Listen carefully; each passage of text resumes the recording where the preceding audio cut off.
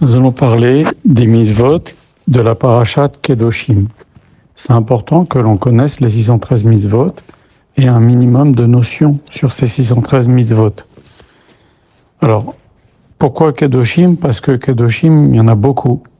Il y a 13 commandements positifs et 38 commandements négatifs dans cette paracha, ce qui est beaucoup. Donc on va les voir, Bezrat Hashem Bli Neder, et c'est instructif. Je pense qu'il faut les connaître. Voilà. Donc on va citer en premier les mitzvot positives et après on parlera des mitzvot négatives. Donc pour les mitzvot positives, la première c'est l'obligation de révérer ses parents. Alors dans la Torah est marqué Ishimo va'aviv tiraou, un homme il craindra son père, ils craindront. Un homme ils craindront son père et sa mère. C'est bizarre comme expression. Les Chachamim m'ont dit pourquoi il y a marqué Ish au singulier et ils craindront au pluriel? Parce qu'en vérité, même la femme, il y a marqué un homme, mais c'est l'homme et la femme. La femme aussi doit respecter ses parents. Seulement la femme, une fois qu'elle est mariée, ça dépend du bon vouloir du mari. C'est-à-dire que si par exemple le mari pense qu'il a besoin de quelque chose dans la maison et que sa femme elle doit aller s'occuper de ses parents, et elle doit s'occuper d'abord de ce qu'il y a à faire dans sa maison, parce que maintenant elle est mariée. C'est pour nous apprendre ce dîme-là. Maintenant, quelle est la différence entre la ira, la crainte des parents, la révérer ses parents, et le kivud avahem, le kavod des parents? Alors on va le voir maintenant. Par exemple, le kavod, c'est la façon de parler, les honorer, se lever, etc. Mais maintenant, la crainte, il y a des petits détails supplémentaires. C'est encore autre chose. Par exemple, ne pas s'asseoir à la place de son père, ne pas parler avant, ou sa mère, ou ne pas prendre la parole à la place, quelqu'un il s'adresse à ton père et toi tu réponds à la place de ton père, ou ne pas le contredire, ton père ou ta mère, devant d'autres personnes. Donc ça s'applique aux hommes et aux femmes, et ça s'applique au père et à la mère. Donc il y a une façon de se conduire avec un immense kavod auprès des parents. Donc maintenant, ça va quand même loin, parce que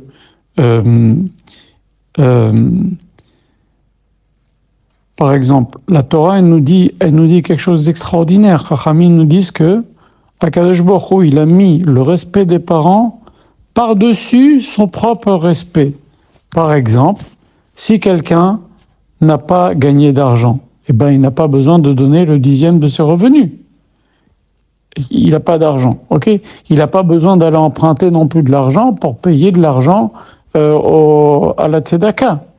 Par contre, quelqu'un qui a des parents dans le besoin, et lui n'a pas d'argent, il doit aller emprunter de l'argent pour payer à ses parents des chaussures, pour payer à ses parents à manger, etc. Maintenant, il y a des limites, il ne faut pas non plus que le père et la mère exagèrent. Par exemple, un père qui a un enfant de 17 ou 18 ans qui commence à faire le malin et il veut le frapper, c'est interdit. Pourquoi? Parce que on transgresse l'interdit de mettre un obstacle sur le chemin d'un aveugle. C'est-à-dire que l'enfant, il va se défendre, il va frapper son père. Donc tu l'as provoqué. Le père, en frappant le fils, il entraîne la réaction du fils qui va faire quelque chose de très grave de frapper son père. Donc il faut faire très attention à cela. Il n'empêche que, même si par exemple le père et la mère viendraient, Dieu préserve, cracher à la figure de son enfant, ça ne lui donne pas le droit d'offenser ses parents. Alors des fois, la meilleure façon de respecter ses parents, c'est de ne pas les voir. Il y a des cas, malheureusement, où ça se passe très mal entre les parents et les enfants. Alors le mieux, c'est de les voir le moins possible. Ok? Il n'empêche que si les parents, même si on s'entend mal avec ses parents, s'ils sont dans le besoin, s'ils sont malades, on doit subvenir à tous leurs besoins, même si on ne s'entend pas bien avec eux. Ce que j'ai dit de garder de la distance, c'est s'il y a des accrochages. Mais si les parents sont dans le besoin, il faut aller les aider, même s'il y a de la distance. Même s'il y a des accrochages. Il faut essayer d'éviter, mais voilà. Alors, deuxième chose, obligation de laisser le coin des champs. C'est quoi le coin des champs? C'est les angles des champs. Faisons quelqu'un, il a un grand champ comme ça en rectangle, il laisse le coin des champs. Et ça, c'est pour les pauvres, c'est pour les guérims, c'est même pour les non-juifs. S'il y a des pauvres non-juifs, ils ont le droit d'aller prendre cette chose-là. On ne fait pas de différence pour la paix sociale. Si on commençait à dire ah non, c'est que pour les pauvres juifs, ça va faire des histoires. Donc on peut laisser même des pauvres non juifs. Donc les coins des champs, on les laisse pour les pauvres qui puissent se servir. En fait, c'est quoi? C'est que souvent, c'est répété dans le Sefer HaChinuch notamment, que les bonnes actions forment la personnalité et nous donnent dignes de recevoir la bénédiction d'Hachem. Et donc, en faisant ces choses-là, eh ben, Akash Baruch Hu, il veut créer en nous un bon cœur. À force de faire des choses, à force de donner la tzedaka, même si quelqu'un, par exemple, c'est difficile, à la fin, il va s'habituer, il va avoir un peu de pitié, de clémence pour les personnes pauvres. Voilà. Donc, il y a beaucoup de halachot là-dessus. Il y a des masechet qui en parlent. Il y a une autre mitzvah, c'est laisser aussi les coins du vignoble. On va en parler. Ok? Obligation, mitzvah suivante, obligation de laisser la glanure du champ. Qu'est-ce que c'est la glanure? C'est 1 ou 2 épis qui sont tombés dans le sillon pendant qu'on moissonne. Et ça, le propriétaire, il doit les laisser, c'est pour les pauvres qui passent derrière. On va parler du Ruth à Shavuot, alors il faut connaître ces choses-là. Ça s'est passé comme ça exactement avec Ruth. C'est comme ça qu'elle allait prendre de quoi manger pour elle et sa belle-mère. Alors le PA dans le vignoble. Alors c'est pas des coins, c'est les jeunes raisins. Les jeunes raisins, il est marqué dans la Torah, Karamecha lo teolel, les petits raisins, les jeunes raisins, tu les laisses sur le plan de vigne, et ça aussi c'est pour les pauvres. Les grains épars dans le vignoble aussi, c'est une autre mitzvah. On doit laisser les grains épars, c'est-à-dire, t'as ramassé ta vigne, ok? S'il y a des grains qui tombent, tu les laisse-les pour les pauvres aussi. Pendant que tu vendanges, il y a des grains qui sont tombés, tu les laisses. Tout ça, c'est des mitzvot de la Torah qu'il faut connaître, ok? Impartialité dans l'exercice de la justice. Par exemple, un juge, il peut pas dire, il juge 2 personnes, ok? Il peut pas dire à l'un, lève-toi, et l'autre, assieds-toi. Il peut pas être gentil avec l'un et être dur avec l'autre. Il doit être impartial, ok?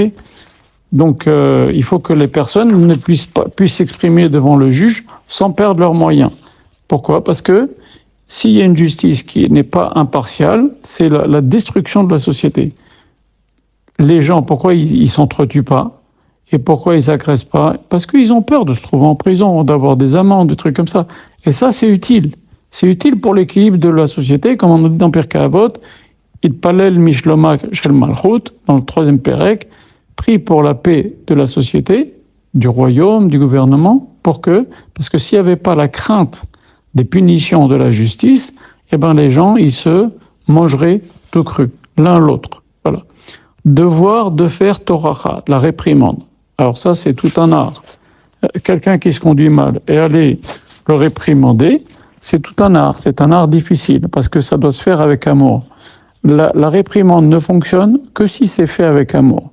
Si c'est fait avec dureté, et quelqu'un, ça assourd, machin, tu fais ça, le type, tu le fermes.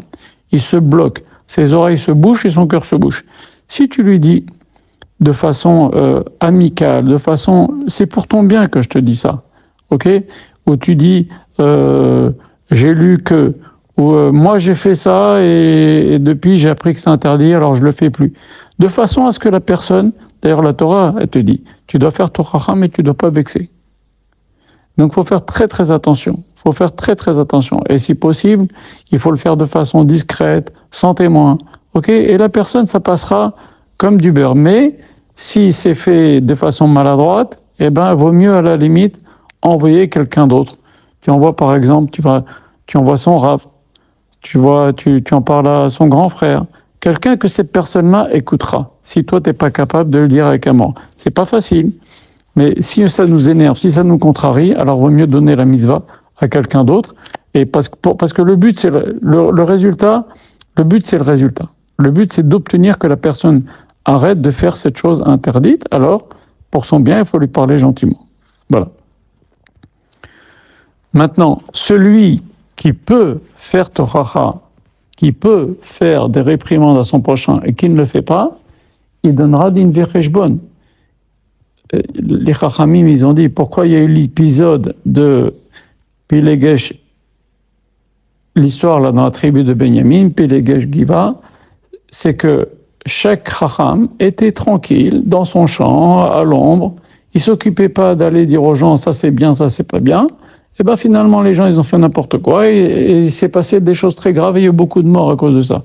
On en parlera une autre fois, mais en tous les cas, ça, la grande responsabilité des gens qui ont la possibilité, mais maintenant, chacun a une possibilité. Moi, j'ai la possibilité, par exemple, dans ma famille, j'ai la possibilité dans mon entourage. Je suis pas responsable s'il y a des juifs à Los Angeles qui font des choses pas bien. Je les connais pas, je sais pas, je les vois pas. Ok? On a une responsabilité pour les gens qui sont un peu, qui pourraient nous écouter. Alors maintenant, il y a encore autre chose aussi que les Chachamim m'ont dit, c'est que de même qu'il y a une mitzvah de parler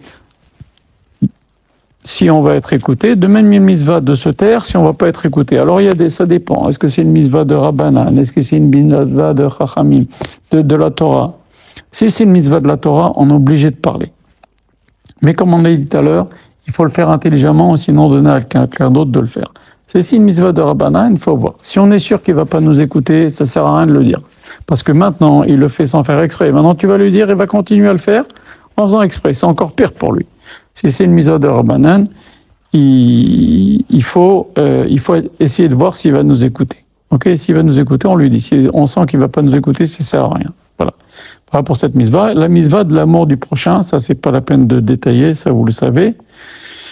C'est pour faire régner la bonne entente entre les juifs. Ok, alors l'amour du prochain, c'est l'amour du prochain juif.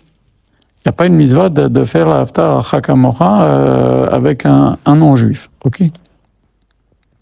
Sanctification des fruits la 4e année. Alors quand on a un arbre, vous savez qu'un arbre, si on le plante une semaine avant Tou B'Shvat, le jour de Tou B'Shvat, c'est l'arbre il a 1 an, même si ça fait qu'une semaine. Tou B'Shvat, c'est le nouvel an des arbres, c'est-à-dire que à chaque fois que Tou B'Shvat arrive, tous les arbres ils ont un an de plus. C'est très bien. Alors maintenant, on a une règle. On va en parler plus tard, mais les 3 premières années, on n'a pas le droit de manger des fruits d'un arbre qu'on a planté. Ok? Maintenant, la 4e année, qu'est-ce qui se passe? Ça s'appelle, donc cet interdit-là, c'est interdit de orla, de ne pas manger les fruits les 3 premières années. Maintenant, la 4e année, on a une mitzvah de prendre les fruits qui poussent la 4e année et d'aller les manger à Jérusalem. Maintenant, qu'est-ce qu'il fait si quelqu'un, il a un champ de citronniers et il a eu la 4e année 25 kilos de citron? Il ne va pas aller manger 25 kilos de citron à Jérusalem, c'est impossible. Alors, qu'est-ce qu'on fait? On fait comme pour Maaser Sheni. On prend, par exemple, des fruits, ok, ou de l'argent, on prend de l'argent, on prend des pièces, et on dit la kedusha qui assure ces fruits de la 4e année, elle passe sur ces pièces-là. L'équivalent, hein, par exemple, disons que 25 kilos de citron, ça coûte, je vous dis des bêtises, 25 euros, par exemple, et ben je prends 25 euros, et je dis la kedusha de ces 25 kilos de citron, elle vient sur ces 25 euros. Et ces 25 euros, je vais à Jérusalem, et j'achète avec de la viande, j'achète avec des fruits, des légumes, du vin, et je fais une séouda là-bas à Jérusalem. Voilà. Ça, c'est pour la mitzvah des fruits de la 4e année. Ok?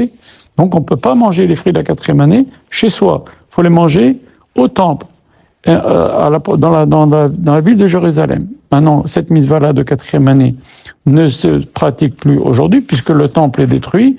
Donc nous, on est obligé d'attendre concrètement la 5e année pour manger des fruits d'un arbre planté. Voilà. Le respect dû au sanctuaire, ça s'appelle Mor Hamikdash. Alors il y a des halachot, on ne peut pas au Beth Hamikdash, et toute la halachot qu'on va dire maintenant sur la crainte du Beth Hamikdash s'applique également sur la crainte qu'on doit avoir à la synagogue, avec des petites différences. Mais par exemple, dans une synagogue, on ne peut pas cracher. Pourquoi? Parce qu'au temple, on ne peut pas cracher. Ok? Au temple, on rentrait pieds nus, ok? Donc il fallait pas aller avec des chaussures aux pieds.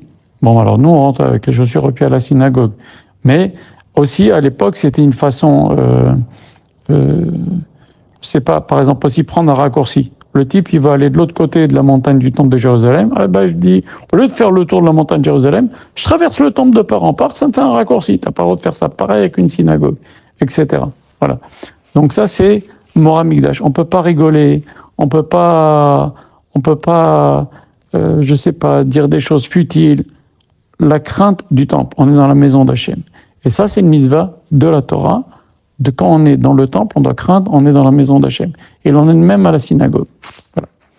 L'honneur dû aux sages, ça, vous savez aussi. Alors, qu'est-ce que c'est un sage?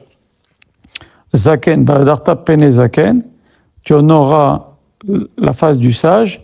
Les Chachamim disent c'est quoi Zaken? C'est Zekana Chochma, celui qui a acquis de la sagesse. Alors, si le type il a 25 ans et il a acquis de la sagesse, on n'attend pas qu'il ait les cheveux blancs pour se lever. S'il a 25 ans, c'est un Talmid Chacham, on doit se lever quand il passe dans nos 4 amot. Maintenant, si c'est pas un Chacham, c'est un type, il a 70 ans, mais il respecte bien Torah Mitzvot, mais c'est pas un Chacham, et bien quand même, on doit se lever. Il y en a qui disent à 60 ans. Quelqu'un de 60 ans qui passe près de nous, on se lève même s'il n'a pas les cheveux blancs. À 60 ans, quelqu'un qui passe dans nos 4 coudées, c'est-à-dire à 2 mètres, on doit se lever. Ok? Donc ça, c'est valable pour les hommes et les femmes. Dès qu'il y a un homme de 60 ans qui respecte bien la Torah, qui passe, il faut se lever, faire un kavod. Ok? Maintenant, si c'est quelqu'un qui a plus que 60 ans, 70 ans, par exemple, et qui ne respecte pas la Torah, par exemple, il ne met pas les tefilines, est-ce qu'on doit se lever devant cette personne-là? Pas du tout. On a dit que Zekana Chorma, celui qui a acquis de la sagesse, même s'il est jeune, et s'il a 60 ans, il respecte bien la Torah, forcément, en étant arrivé à cet âge-là, il a quand même acquis un peu de maturité, un peu de sagesse. Maintenant, s'il a plus que 60 ans, il a 70 ans, ou 60 ans, ou 80 ans, et le type, il respecte rien, ou il respecte mal, ou par exemple, il met pas les tefilines, ou il fait pas cette filote, ou truc, alors on n'a pas à se lever devant quelqu'un comme ça. Voilà. Quand il passe devant nous. Ok? Et il y a marqué dans la Torah, Hachem, il peut pas, Hachem, il y a marqué, je suis Hachem.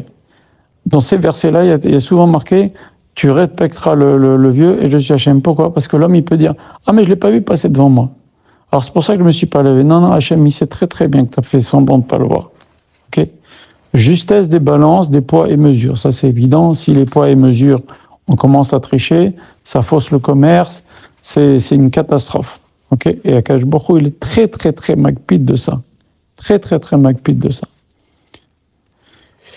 Alors, l'exécution légale par le feu. Vous savez qu'il y a différentes sortes de condamnation à mort, d'exercice de la punition de la peine de mort. Et une d'entre elles, c'est, donc il y a la lapidation, on tue la personne par l'épée, et là maintenant, il y a une mitzvot dans Parashat Kedoshim, c'est de tuer un condamné à mort par le feu. Alors il y a certaines mitzvot où il faut les tuer par le feu. Il y en a qui c'est avec lapidation, etc. La Torah, elle nous explique.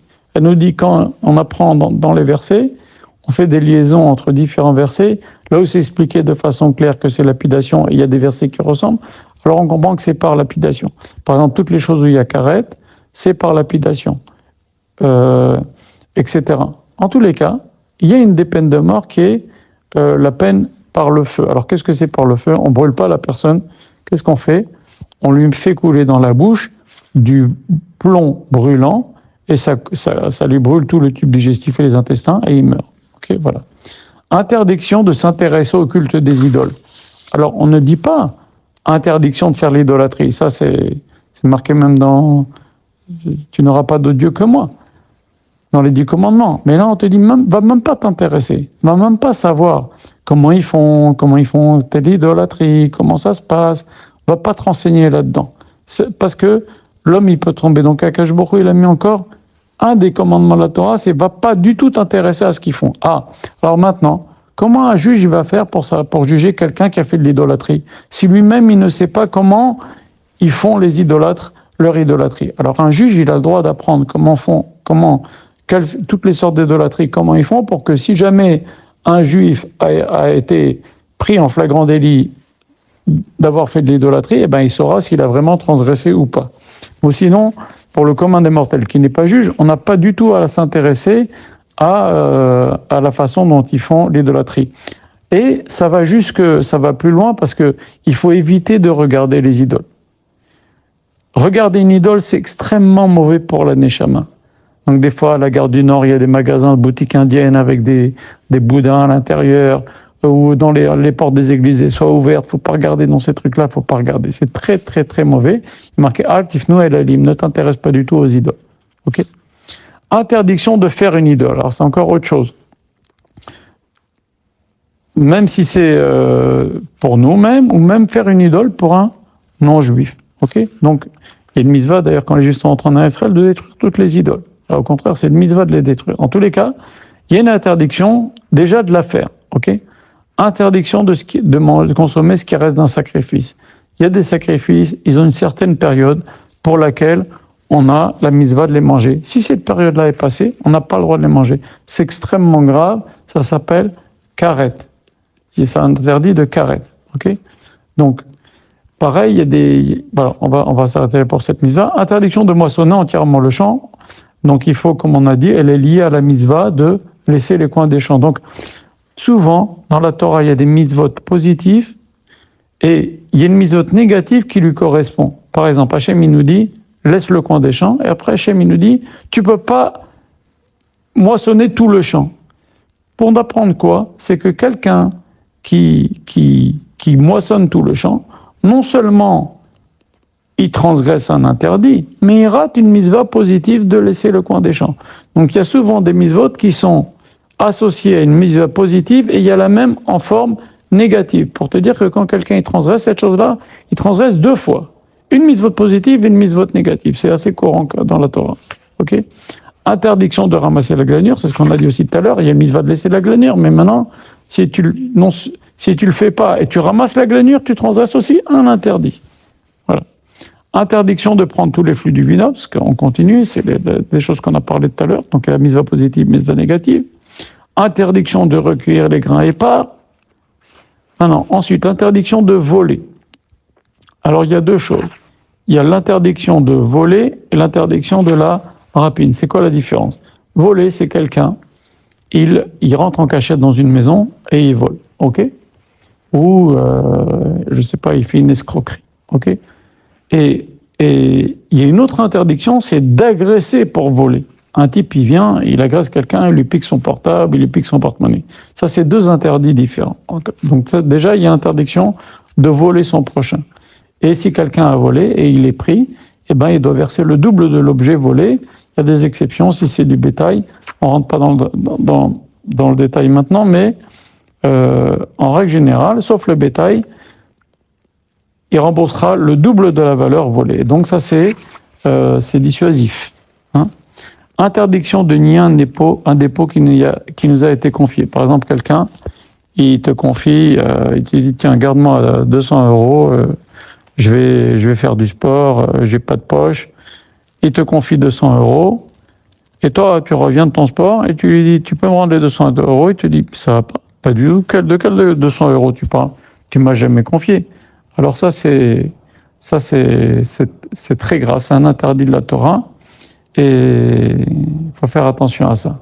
Voilà.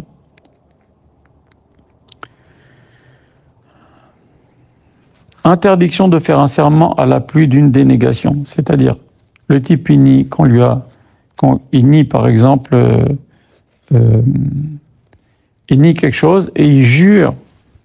Ok, donc il fait en plus de ça un faux serment. Il dit tu m'as jamais donné et je jure que tu m'as jamais confié d'argent. Alors ça aussi c'est interdit. Ok.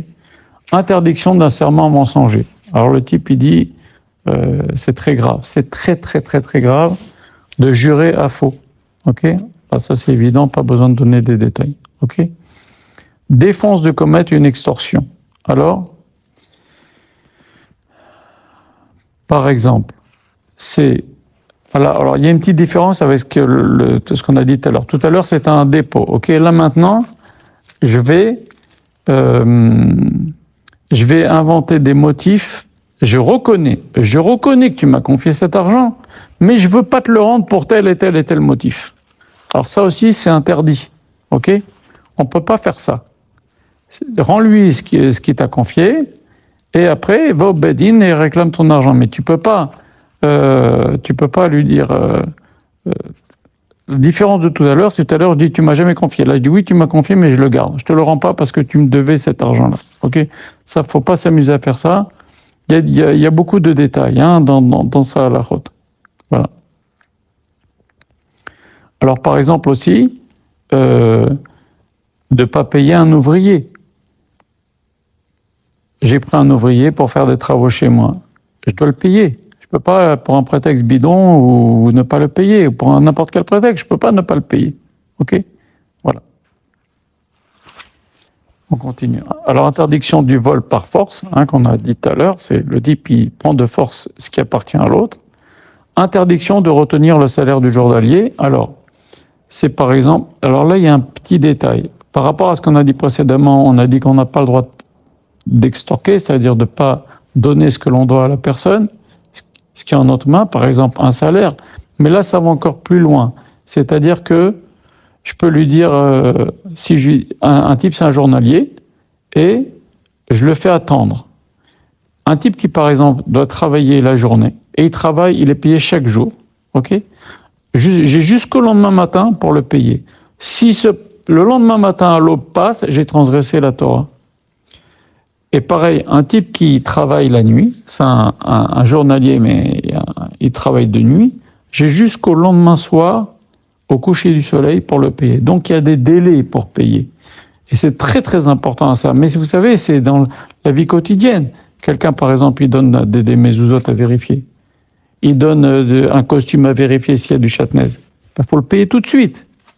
Sauf si l'autre est mochel, etc. Mais il faut payer tout de suite les salaires que l'on doit. Ok ? L'interdiction de maudire un juif. Alors ça, c'est très très grave. Et donc la Torah nous le dit d'une façon bizarre. La Torah nous dit Al tekalel cheresh. Ne maudis pas un sourd. Ça veut dire quoi ? Et si le type il est pas sourd, j'ai le droit de le maudire. La Torah te dit ne maudis pas un sourd. Non, ça veut dire que un sourd, ça veut dire même s'il n'est pas devant toi, tu n'as pas le droit de maudire un juif. Ok ? Alors ça veut dire quoi un sourd ? Il n'est pas là, donc il m'entend pas. Donc même si lui il n'est pas sourd, qu'il soit là ou qu'il soit pas là, j'ai pas le droit de maudire un juif. Et il y a de toute façon, c'est marqué plein de fois dans le livre de Bereshit. Un type qui maudit un juif, la bracha elle revient comme un boomerang sur la personne qui a émise, la malédiction revient comme un boomerang sur la personne qui l'a dit. Donc c'est très très grave de maudire un juif, ok ? Très très très très grave. Voilà. Interdiction de mettre un obstacle sur le chemin d'un aveugle. Alors aussi c'est pareil, c'est pas forcément un aveugle. C'est si par exemple à quelqu'un, je sais que par exemple qu'il est nazir, c'est quelqu'un on va donner un autre exemple. C'est quelqu'un qui a fait un éder de pas manger de pommes, ok ? Et moi, je lui sers une compote et je lui dis pas que c'est une compote. Je lui dis c'est de la poire. C'est un exemple, ok ? Eh ben, je le fais transgresser. Et lui, il n'est pas au courant et je le fais transgresser. J'ai un ami, il m'a raconté, il fait très attention à pas manger. Bon, il respecte pas beaucoup la Torah, mais au moins il fait attention à pas manger de porc, ok ? Il n'a jamais mangé de porc de sa vie. Et un jour, il était dans un kibboutz en Israël, on lui a servi du porc. Et il s'est pas rendu compte, on lui a pas dit que c'était du porc. Eh ben, ils ont transgressé l'ifné et vert. Même si eux, ils en ont rien à faire, ils sont pas à ça près, ils mangent du porc tous les jours. Mais ils ont fait faire ça à un juif. C'est très très grave. C'est ça l'ifné et vert.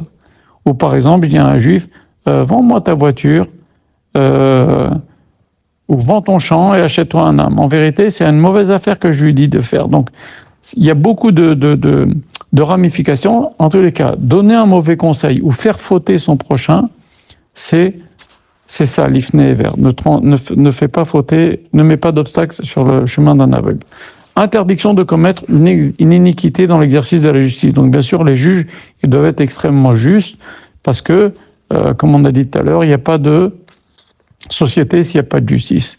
Interdiction d'honorer le puissant en justice. Il y a un juge qui vient, et un type super important qui vient devant le juge, et un type pas très important qui sont en din Torah, qui sont disputés. Alors le juge, il va mettre des marques de politesse, de correction par rapport à ce juif très important, et l'autre qui est pas très important, et ben il va lui parler, et ben on doit pas faire ça, ok ? Il est interdit d'honorer le puissant en justice. Ok, ça c'est très grave. Mais ça c'est des mitzvot qui s'appliquent aux juges, pas à tout un chacun. Interdiction de la médisance, ça c'est pas la peine d'en parler, vous connaissez. Alors c'est quoi ? C'est colporter. J'entends qu'on a dit quelque chose, je vais raconter à tout le monde. Oula, il faut pas rentrer là-dedans, c'est très très grave. Ok ? Tout ça pour que la paix règne entre le Ham Israël, parce que la médisance entraîne les disputes. Ok ? Et puis de toute façon, c'est pas digne. Quelqu'un de digne, il ne dit pas, il parle pas sur les autres, j'ai entendu, il m'a dit, tout ça, c'est indigne, ok ?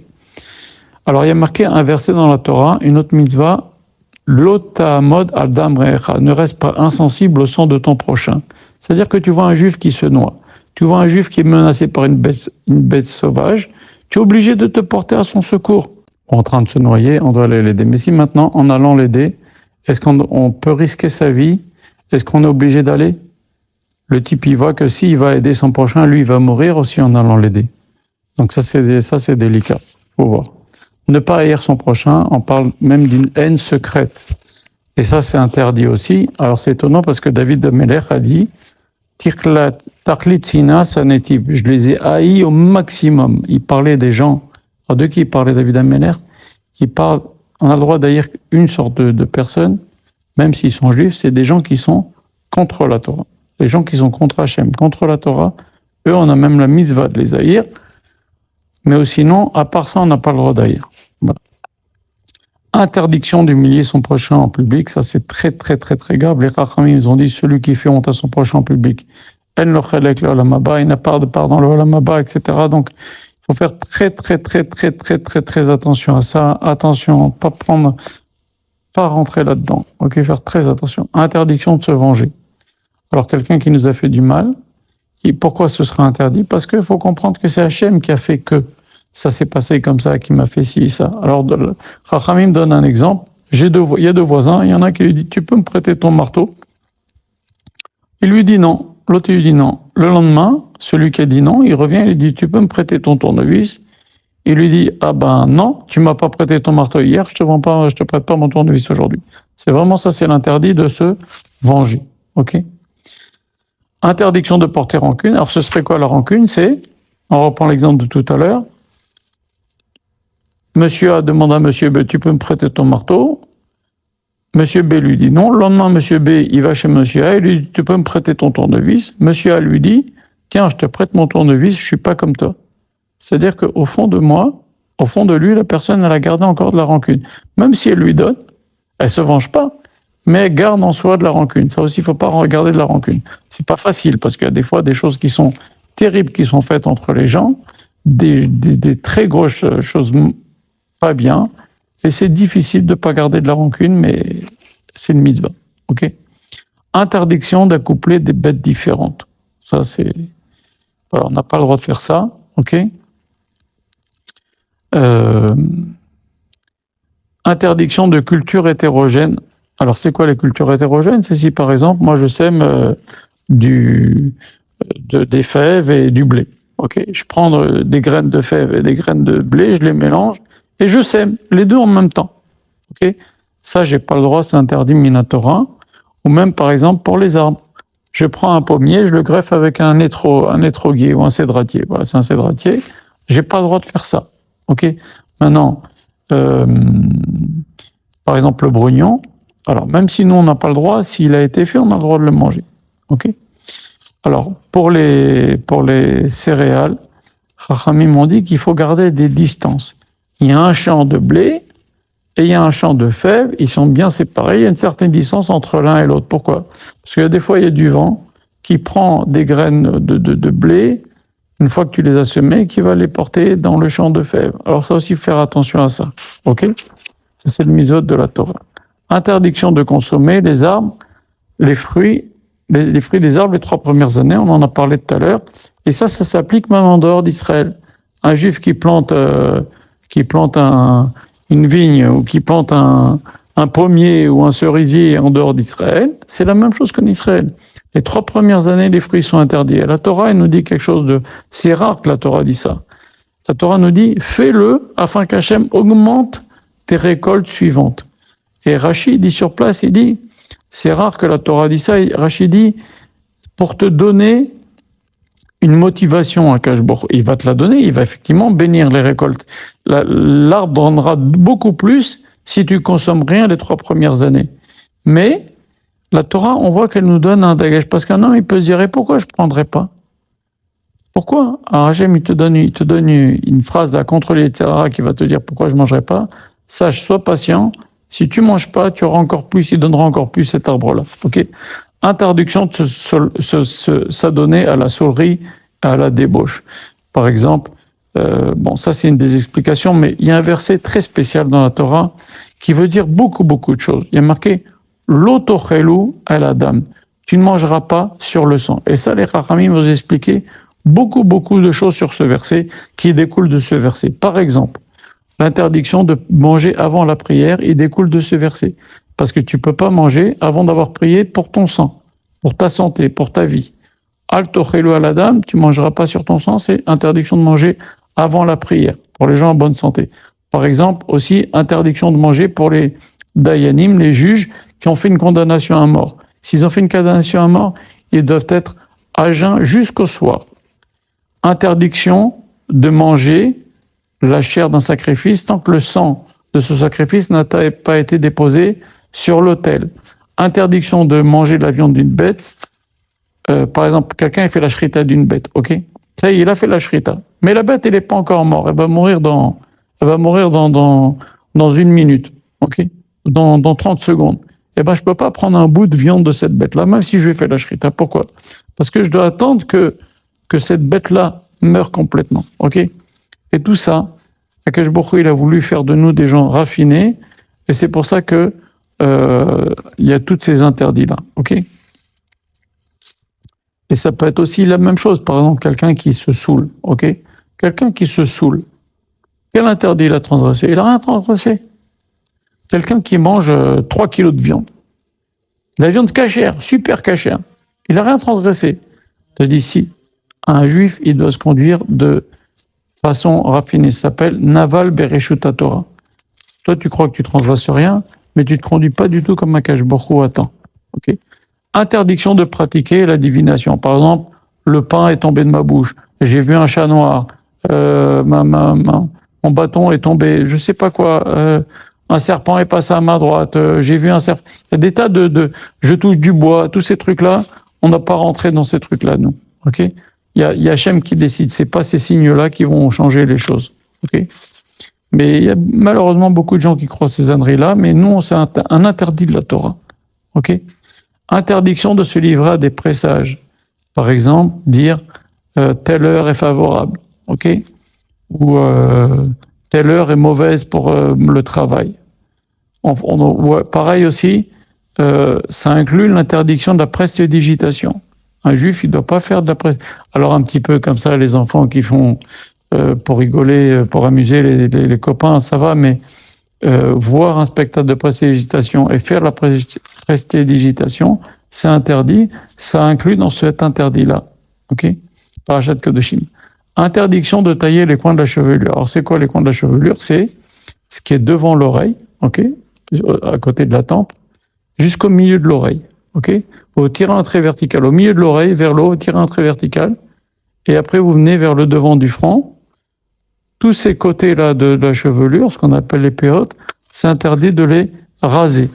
Alors on doit pouvoir les attraper. Alors, on n'est pas obligé d'avoir des longues péotes, mais on doit en tout le cas pouvoir attraper avec ses doigts cette partie de la chevelure. Il y en a qui disent on doit pouvoir au moins plier le cheveu. Donc communément admis, au moins 5 mm. Ces juifs-là qui rasent ici, là, au niveau de la tempe, c'est un interdit de la Torah. C'est extrêmement grave. Il faut le dire gentiment, comme on l'a dit tout à l'heure. On leur explique, on leur dit, tu sais, ça assure Minatora, raser comme ça. Raser, c'est pas bien. Ok? Alors une femme, elle n'a pas cet interdit-là. Il y a 3 interdits que les femmes ont le droit. C'est, et pas les hommes. C'est notamment se raser les coins des cheveux, si ça lui fait plaisir de se raser les coins de cheveux. Une femme, si elle a de la barbe, elle veut se raser un peu de UV, elle veut se raser avec une lame, elle a le droit. Et une femme Cohen peut rentrer au cimetière. Voilà.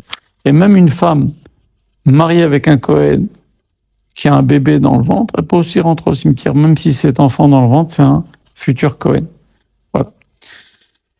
Donc, encore un interdit, c'est raser les coins de la barbe. Donc un homme, vous savez, vous prenez comment dire, tout vous voyez le menton et tout le côté de la mâchoire, ce qui est saillant, vous voyez, tout ça, c'est interdit de raser. En fait, plus communément, c'est le bas de la joue, si vous voulez, et tout ce qui est en dessous de la mâchoire, tout ça, c'est interdit de raser avec une lame. Ok? Ça, faut voir, c'est difficile d'expliquer dans une vocale les parties qui sont interdites. Ok? La moustache, on peut se raser avec une lame. Voilà, faire attention parce qu'il y a beaucoup de marloktot là-dedans et c'est pas évident d'expliquer dans une vocale, mais c'est extrêmement grave. Ok. Interdiction de faire des tatouages, ça c'est évident aussi. Un juif, c'est un sourd minatora, un juif qui fait un tatouage, même un petit tatouage, c'est un interdit de la Torah. Ok, on a un corps, on doit le rendre à Kadosh Baruch Hu, comme il nous l'a donné, c'est très grave. Ok, interdiction de Doresh el Ametim, d'aller parler avec un mort. Alors tous ces trucs de divination, machin, je parle avec des esprits, tout ça c'est interdit. Ok, interdiction des sortilèges, donc c'est à l'époque, il faisait avec des oiseaux, avec des os d'oiseaux, il faisait parler les morts, etc. Tout ça, on n'a pas le droit. Ok. Interdiction de tromper le prochain dans les mesures. Donc, on avait vu l'interdit d'avoir des fausses mesures. Maintenant, l'interdit de tromper son prochain avec les mesures. Par exemple, je vous donne un exemple. Le Rav Israël m'avait raconté à Fès ce qu'ils faisaient les vendeurs. Ils mettaient de l'huile d'olive au fond des récipients quand ils vendaient le lait et ils trayaient la vache. Et donc, comme il y avait de l'huile d'olive, ça faisait de la mousse. Le lait devenait mousseux. Même un tout petit peu d'huile d'olive, le lait devenait mousseux. Donc, le type, il achète un litre de lait, mais en vérité, là-dedans, il n'y a pas un litre de lait. Il n'y a même pas 750 centilitres de lait. Comprenez? Et ça, c'est trompé. Voilà, il y a 1000 façons de tromper dans la mesure et ça, c'est très, très grave. OK? Et la dernière mitzvah de Parashat Kadoshim, c'est interdiction de maudire père et mère. Alors évidemment, même s'ils sont morts. Et ça s'applique à l'homme, à la femme, etc. Et alors ce qui est étonnant, c'est que la punition que l'on fait à quelqu'un qui maudit père ou mère, elle est plus grave que la punition que l'on fait à quelqu'un qui frappe son père ou sa mère, chas v'shalom. C'est étonnant, mais c'est pour nous dire que parler mal à ses parents, maudire ses parents, chas v'shalom, c'est encore plus grave pour Hachem que de frapper ses parents. Les parents sont sensibles. On ne peut pas s'amuser à faire ces choses-là. C'est extrêmement grave. Ok? Voilà. Voilà. Pour la parashat Kadoshim. Le Rav un jour a raconté une très belle histoire sur le verset Ki Yaakov Kechelek Hashem Amo, Yaakov Chevel Nachalato. Traduction, le peuple de Yaakov, peuple d'Israël, c'est la part d'Hachem. Chevel Nachalato, la corde de son héritage. Qu'est-ce que ça veut dire la corde de son héritage?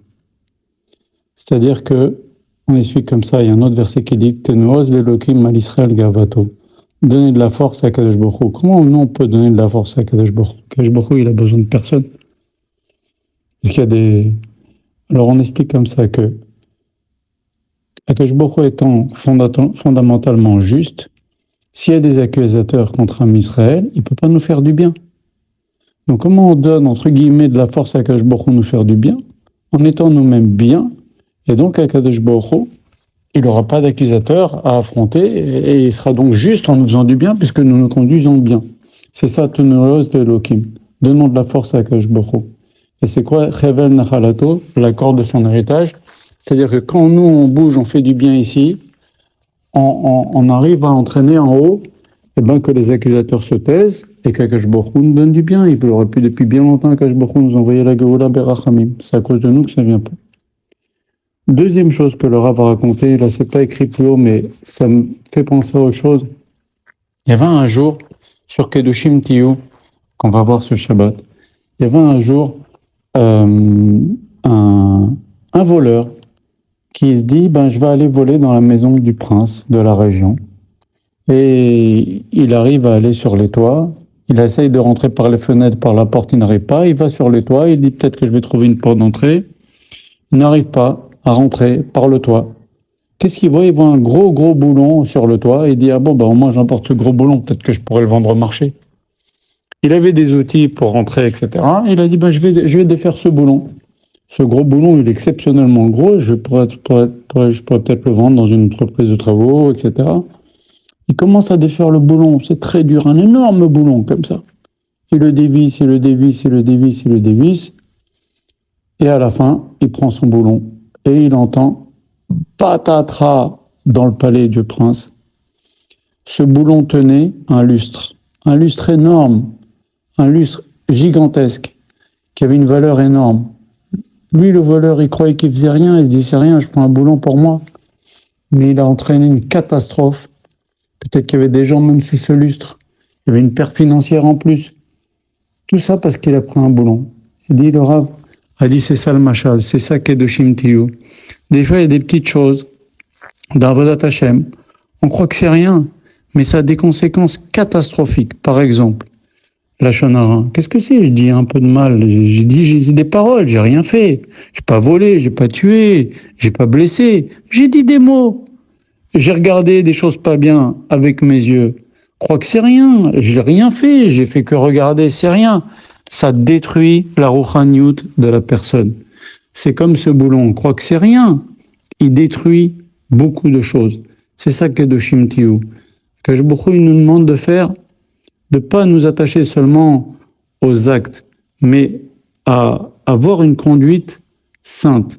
Et la conduite sainte, ça implique même des choses que l'on croit qui n'ont pas d'importance, la compréhension que ces choses-là ont, oui, une importance sur toute notre construction spirituelle et notre vie spirituelle. Et encore un autre machal que le Rav a raconté une fois, mais je veux vous le dire, j'en profite.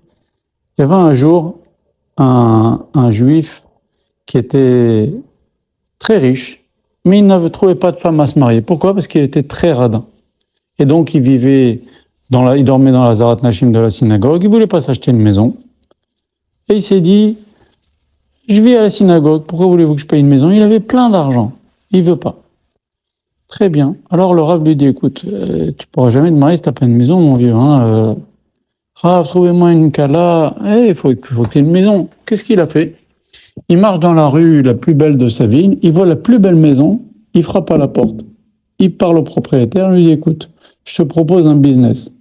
Je te donne 10 000 $, 10 000 € et tu me laisses planter un clou à l'intérieur de ta maison. Le propriétaire, il dit, c'est bien.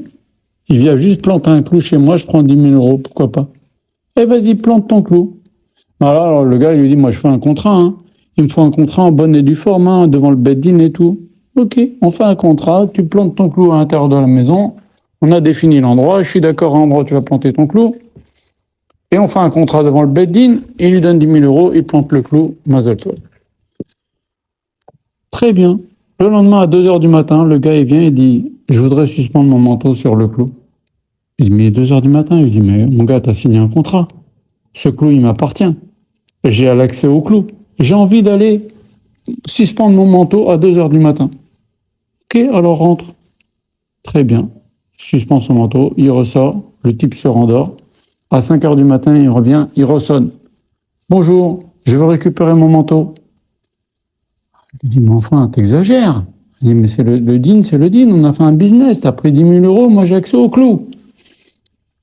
Très bien. Le lendemain, la nuit suivante, la même chose. La nuit d'après, la même chose. La nuit d'après, la même chose. À la fin, le gars, il a vendu sa maison pour une bouchée de pain. Il lui dit, ce clou-là, il m'a tué la vie. Il m'a enlevé le sommeil. Il m'a enlevé le kiff de vivre dans cette maison. Tiens, prends la maison. C'est quoi? Ça, c'est la technique du Yetzer Hara. Il commence par des petites choses, comme on a dit tout à l'heure. Des petites choses, c'est ça Kedoshim Tiyu. Des petites choses. Il commence par des petites choses. Il rentre à l'intérieur. C'est comme un virus. Il rentre à l'intérieur, une fois qu'il est rentré, il fait un massacre. Il faut faire très attention, c'est ça Kedoshim Tiyu. Akadosh Baruch Hu, il ne nous demande pas seulement de bien nous conduire, il a fait une paracha spéciale qui s'appelle paracha de Kedoshim pour nous dire on doit être Kedoshim, comme on dit dans le schéma, Veitem Kedoshim Lashem Elokechem. Ça, c'est une demande d'Akadosh Baruch Hu. Rachid dit d'ailleurs sur place, Kadesh Atzmecha Bemutar, même ce qui est permis, tu dois, des choses permises, te les interdire, c'est ça qui élève la personne. Voilà. Et bonne journée.